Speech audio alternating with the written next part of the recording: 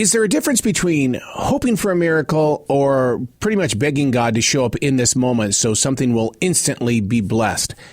We watch it at sporting events where the entire team is sitting there and it looks like that they're all in a prayer circle. We've all stood with family and friends where we're hoping that God suddenly shows up and somebody will be healed from sickness.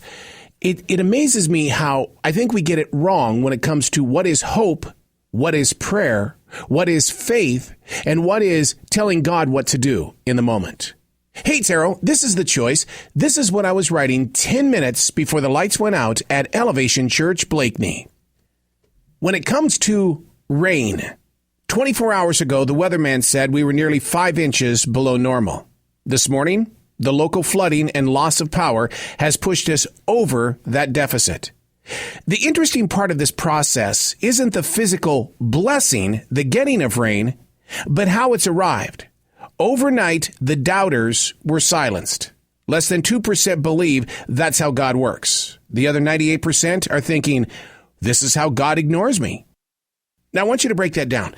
2% believe this is how God works. The rain comes from out of nowhere. The deficit is gone. 98% are a little angry at God because they want God to work the same exact way in their life, to turn things around immediately. Done overnight. Done in this moment. God, do what you need to do, but please do it now. Now, I'm guilty of this, and I think you might be guilty of it as well, because we've all been geared at wanting God to answer our prayers right now. We don't pull back the picture and see the year to date of how much rain has actually been received and how long it's taken to get to this deficit. So let's do it. Let's pull back the picture, because it's taken 5 months and longer to receive what makes the moisture equal to what's now normal. We don't see the instant millionaire effect or the unexpected slam dunk with 1 second on the clock. Pull back the story. Reach into that final second and see the journey of the 26-year-old NBA star in his backyard as a preteen, giving up every reason why he should be running around with his friends. He's just standing out there just shooting the hoops all by himself. What we see in an instant blessing is actually a long time in progress. It's more than just a God wink. It was planned out months, years, decades in advance. For instance, when a preacher shouts out a gut-wrenching quote that makes you just move in the moment, when in reality, that carefully designed thought might have been living inside the leader for years. God does love every one of us. If only 2% truly believe in the length of God's time, how can we teach as well as learn to look beyond the present and find the faith and hope in the actual journey? Just like this moment of writing. Pull the picture back. If I hadn't started writing so openly in the 2nd grade, would we find peace in this moment? I remember the cardiologist telling me, it's not what you were eating wrong this week or last week that led to the heart attack. It's what you did in your 20s and 30s that broke everything down. See, we don't pull the picture back far enough to be able to say, wow, if I continue to do this in this moment, there is going to be a repercussion in that moment when it arrives. But where do I find the faith and the hope to stop it or gain access to it now so that it doesn't lead to that situation? One of my favorite songs of all time, The Police, Every Breath You Take, I'll Be Watching You. Because it's not people watching us. We should be watching us. Every breath I take, I'll be watching you. You should be aware of every place that you put your steps. It's when we get careless that mistakes begin to happen. But we think that in a moment's notice, God will be there to fix us immediately, when in fact, it could take years for the proper healing. I'm extremely guilty of allowing chocolate to take over my life, because I know that if I have just one cookie, in a couple of days, I'm going to say, well, I didn't gain that much weight after one cookie. Today, I'm going to have 2 cookies.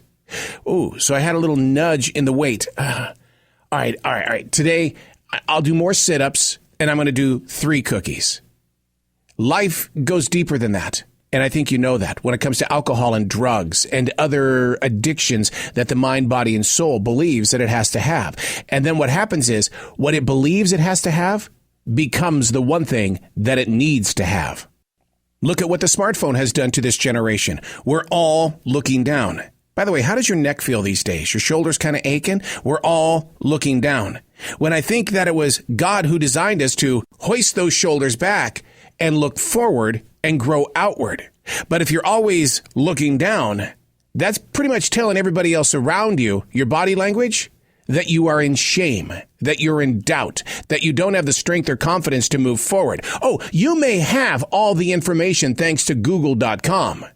But your body language, you're telling yourself, remember, every breath you take, I'll be watching you. You're telling yourself that there's a wall in front of me, so I might as well just sit down here. So what does this have to do with the rain deficit being nearly 5 inches below normal, and suddenly overnight, that deficit is gone? Well, because that's how we want God to work for us. Not us work for God, but we want God to create miracles around us at all times. We want those raises. We want the bosses to be taken care of in a peaceful way so that you can have a better day at work. We want our lawns to look gorgeous without putting the work inside everything that's required to grow those flowers, to make that lawn look nice without a bunch of dandelions all over it. We want God to work miracles in our own chapters right now. And if it doesn't happen, how many people do you know, and be honest with yourself, how many people do you know actually turn and begin doubting God? So many times I wonder. The Bible, they say, is several thousand years old. But yet, when it reaches your heart, a Bible verse, it changes your moment. It makes me wonder, did it take over 2,000 years for God to reach you? Then why are you expecting God to create a difference within your indifferences right now? I'm Arrow, and that's what I was writing 10 minutes before the lights went out at Elevation Church Blakeney.